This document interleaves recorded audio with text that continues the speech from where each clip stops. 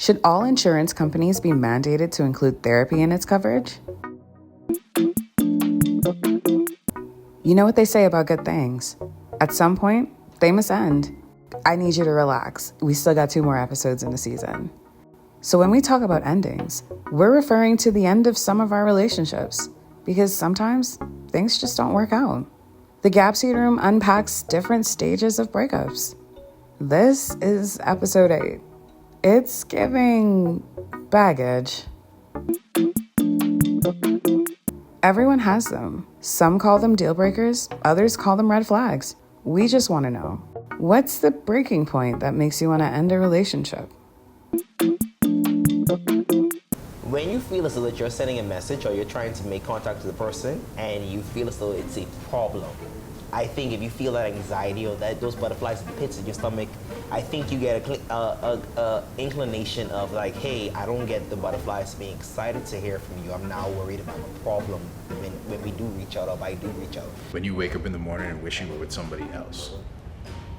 Because the person that you're in a relationship with really should be the first and last person in your mind, right? And the minute those intrusive thoughts turn into, I guess, desire, I think is a good meter stick to use to say, all right, well, it might be at that point now. Constant lack of communication. Because like I say, regardless of however you feel, you can complain all you want about the relationship, and at the end of the day, you're still communicating what you want. However, if you ain't communicating, but you still it's a problem. I feel like when you know, you know. There may be something that just breaks, the straw that breaks the camel's back for you. Man, you can tell people they still can do what they want to do anyway, but I love Yeah, so I said, like, you just know, like you say, it might not necessarily be the fact that you're holding on. You might have been taking certain steps. It might have just been going a little slower than, normal. But something may happen and you just speed that up. When I've been articulating my feelings and where you have me up, where you could improve, where you've hurt me and these kind of things, and you just skipping over them, or you being narcissistic about it and blaming me for my reaction to shit like that, because now you ain't even fucking listening and trying to understand what I'm saying. So you're not even taking the time to break it down. I just think you should do it sooner than later.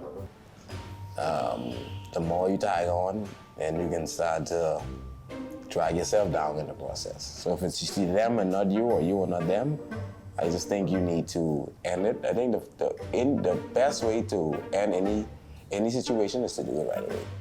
Think about it, trust your judgment, and just go with it. The longer you take, the more games you decide to play, the unsurety, the back and forth, I can still do this even though the benefits, no, just go cut, edit, get on with your life. In order for one door to open, the other door have to close. When everything about that situation annoys you, that's when it's time to say, you know what, before you get to a point where you hurt someone. I'm big on feelings. I don't feel like I should ever hurt somebody, so I'd rather walk away. When the person calls you and you say, that's the breaking point. When you become emotionally detached. I believe when you become mentally and emotionally detached, that's when you know the relationship is over, it's finished. You don't get the same joy or satisfaction from what this person is doing anymore, and that seems pretty vague, but I'm sure somebody understands what that means. It's not anything of annoyance per se, or anything in particular, they cheating or they're not doing these things to satisfy you. No, it's just the attachment, it just isn't there. Some people's situations be so heavily intertwined with the other person's that it's not always just easy and clear to just cut because it's not gonna always be a clean cut. Sometimes you have to take into account, okay, there are other people involved in the situation, like you may have kids and whatever else. You gotta figure out, you know, how to maneuver this, protect your feelings, your mental peace, while also preserving theirs as well. So it's not always easy to just wake up. A relationship is based on two people working together to make happen. If one side is continuously, like you said, all the time, it ain't gonna work. I cannot do it, or I don't mind doing it once a week. If you want to get your rocks off, Do okay. it. Yeah, no. Yeah, arguing in a relationship is perfectly Some fine. people just like running on so they know when it's time for them to get their knees pushed to their ass. Because when you're in a relationship with somebody, it is understandable. Like, people be like, oh, I don't want somebody who always depends on me or whatever. But if you're in a relationship, both of us, it should be mutually beneficial. So your life should improve, my life should improve. We should help each other however we can. But there's a point where it's like, you can see where a person needs help, and it is beyond your scope. And then when you say, hey, I think you should, see somebody about this or whatever, and they're just like, they refuse to, yeah, that might be it. I don't know for you, but for me, it's like my time becomes so limited, or work just absorbs my time. That's what it is for me. Like when I get to my breaking point, like nothing you do affects me, nothing you say affects me. Like I don't feel any way if you don't speak to me. I don't feel any way if I don't see you. Like when I reach that breaking point where I've literally just had enough, like. I believe in block and delete, out of sight, out of mind. No, I go ghost. Ghost on social media, like you don't see me on TV and hear me in the radio. I'm a ghost, babe. I don't like lies. So from I find out you lie to me about one thing, you done on the firing line. So I just give you a long rope. And when you hang yourself, that's it. Don't talk to me, don't look at me, we ain't nothing. So, yeah, breakups have always been pretty easy for me because I always the one leaving. I hope y'all have data because we can need the GPS. We're talking about going back to the streets. Women are the coldest. That is what it is like to re-enter the streets. Being in the streets is fun for a while because now you get to breathe, but you don't need to breathe that long. You don't need to breathe fresh air that long. You could breathe somebody else's breath. Yeah. Yeah, like this. Look, I look at it like this. Oh, God. I can't say this without sounding like a menacing whore. Boy, one thing with the streets, they always calling close to spring and summer too. Just don't let the streets take you. Take the streets on, don't let the streets take you on. Be in control. I agree. Like, don't go out there and just, You have value. You only let the cars run over you. No. Be in control and you stop the traffic. Don't let it go over your head.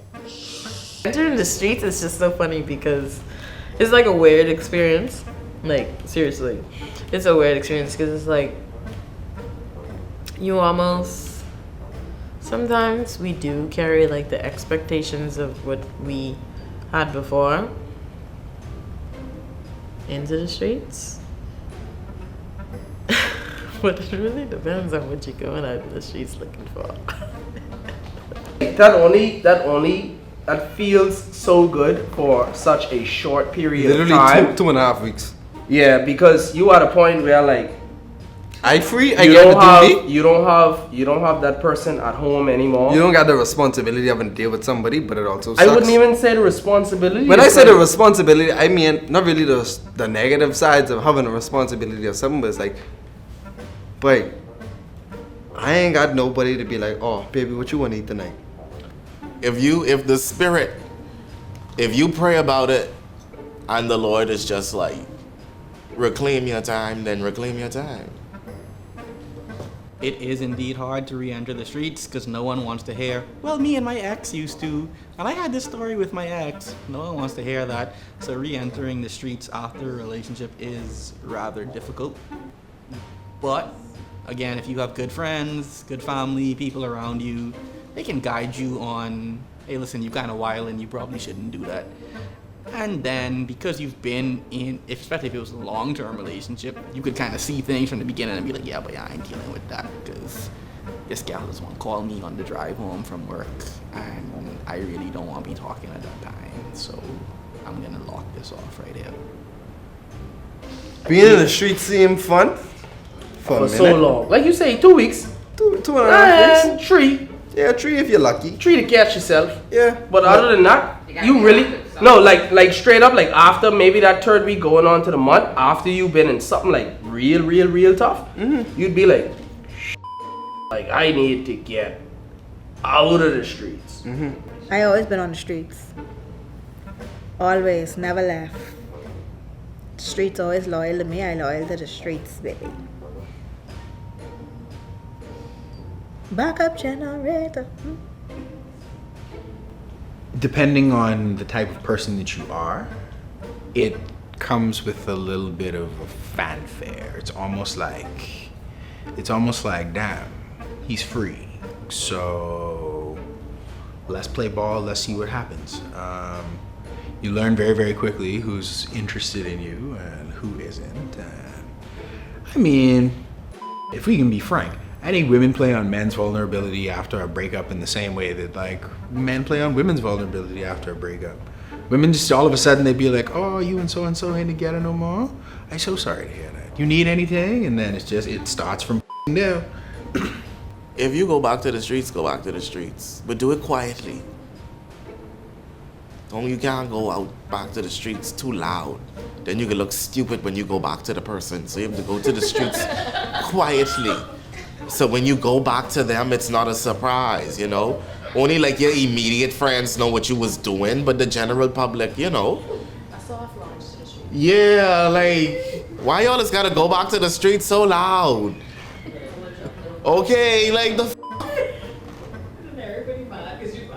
okay, like what? Why? Why was you doing that so boldly? Like, you so stupid.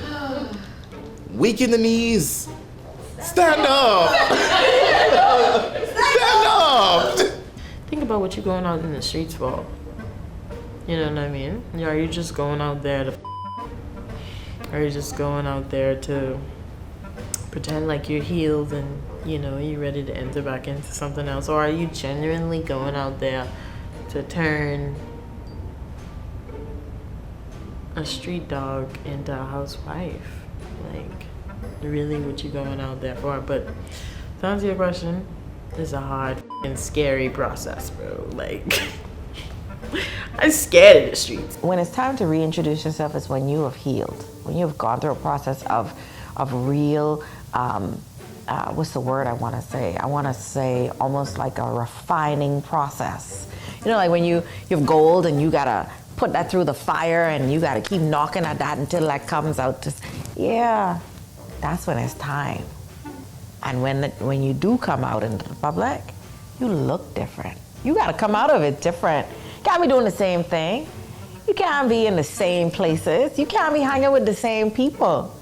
Like, there's just something about you that just wants more. Who doesn't love a good side quest? Anastasia and Miguel are here to keep us company.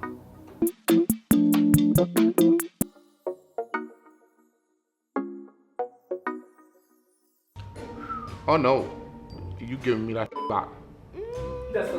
Why you want it back? What? Why you want it back? What you mean? That's my ring. I get it to another who deserve it. You would give someone else a ring that you proposed to someone else with?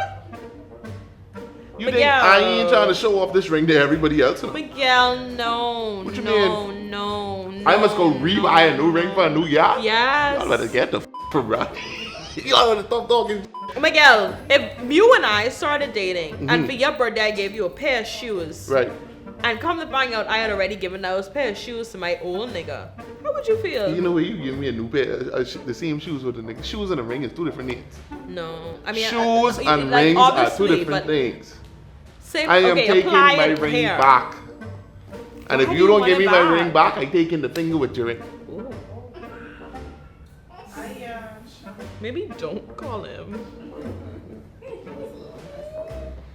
boy. My ring? What I spend my money on? But then you gave it to me, so now it's my ring. Yeah, and you did not follow through with what the ring was supposed to represent. So thank you. I'll take my ring back. But what if you were the problem?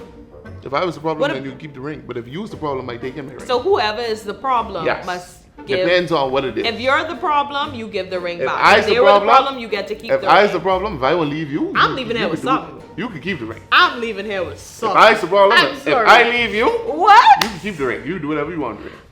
If you talking about you want to go and be with somebody else, thanks. Girl. You ain't gonna wear my ring in this new relationship. You stupid. So I just want to let you know you have me up. This isn't giving what it's supposed to. So I'm gonna pack up my and I'm gonna go, okay? Because you clearly have me up, and I'm not gonna do this anymore because you're imposing on my feelings, and I'm not. No, that's not bad. Yeah, Beyonce would not love that for me. I hate you so much. So.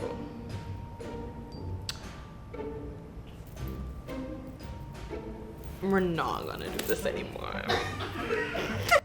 Wait, if she... Hold on. Okay, because I would just go ghost, like I wouldn't. So we're not. Okay, so let me be serious. Let me be serious. Miguel, this clearly isn't working anymore. And I just don't think that this relationship is benefiting either of us as we hoped it would. So I think it would be best if we move forward separately and rather together. You hungry?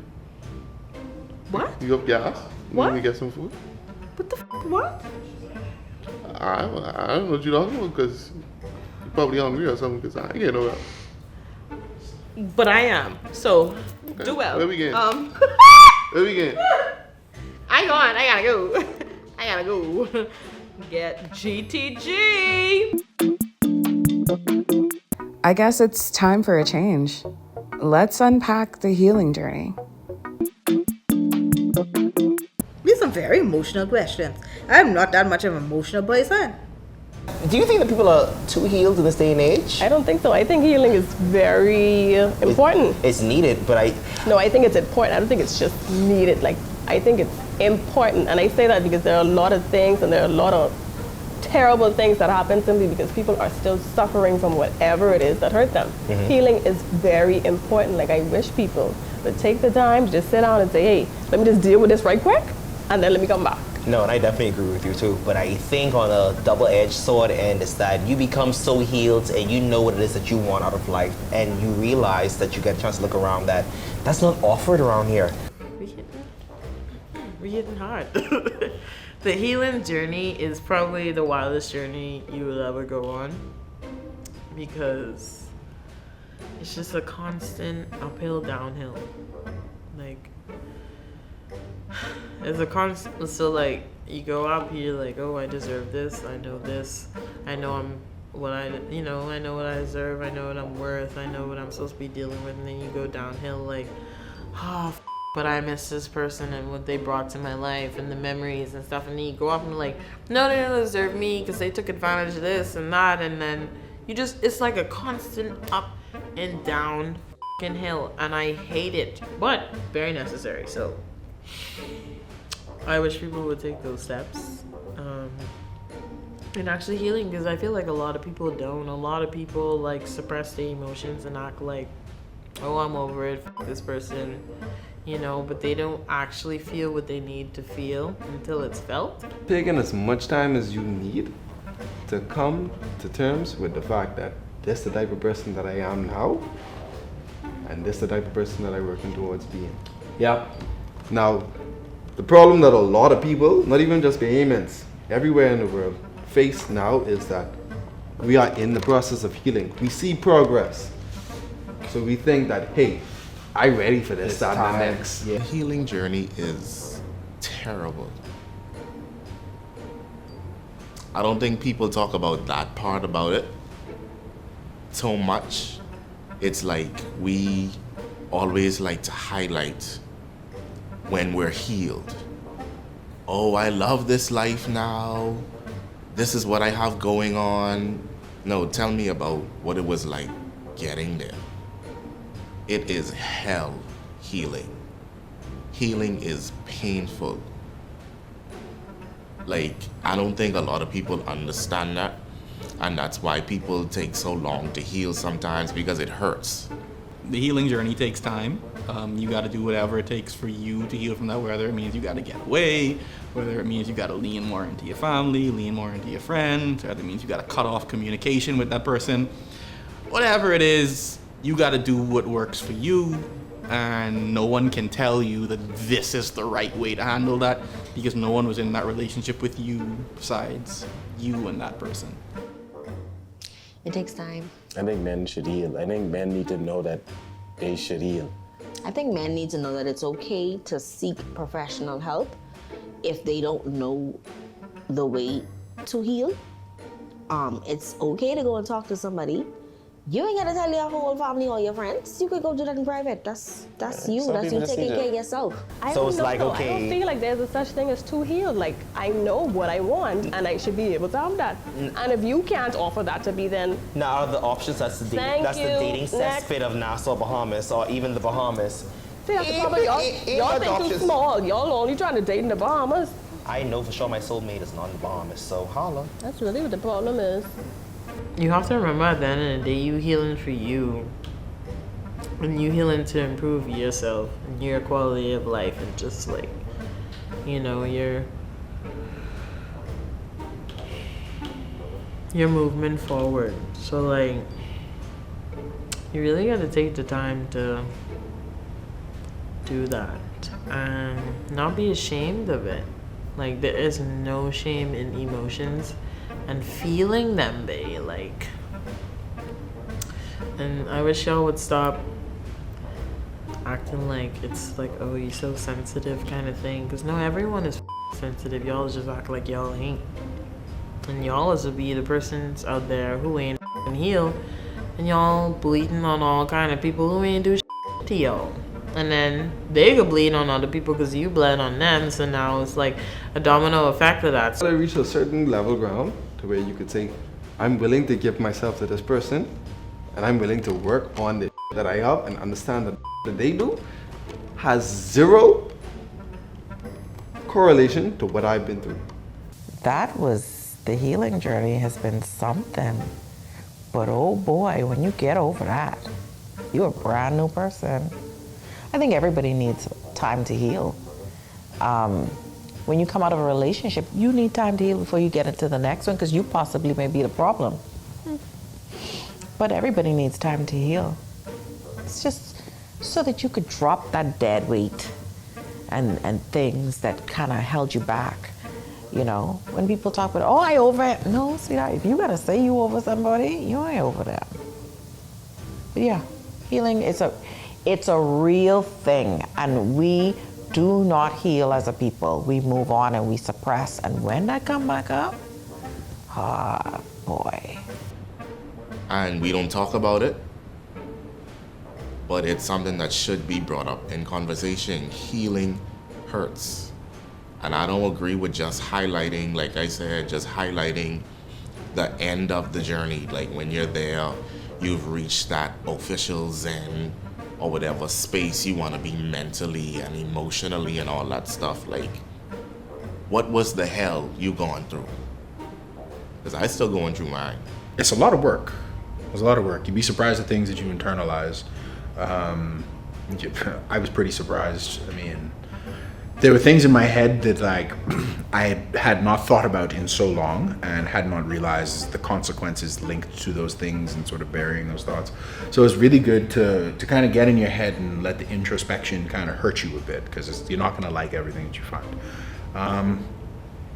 It's a rough climb, but once you get to the point where, you know, you're not feeling guilty for things, or you've really done the work to at least correct the things that you could, or like the prayer says, you know, change the things that you can and accept the things that you can't. Once you get to that phase, I think you're in clear air and you're just kind of cruising. a couple of little bumps along the way because, I mean, you're human. You have memories and there's triggers and all kinds of things that come up along the way. But consistency is key. And, I mean, you stick with it. You've learned some interesting things and you just do the work and become a more healed person day by day. I don't think anybody's completely healed. I think we all, even if it's only to a minimal degree, have some work to do on ourselves. It's important to learn the language of your feelings because we can only repair what we can identify. The way life is set up, one day you could wake up and everything could be completely different. Healing gives people the confidence to navigate the changes life brings. And sometimes those changes look like relationships ending, us getting hurt and needing to take time to regroup. It's like being an athlete that was injured. You don't stop playing for long. You assess what you learned, you give yourself time to heal, and you try to come back stronger. Love, the Gapseed Room.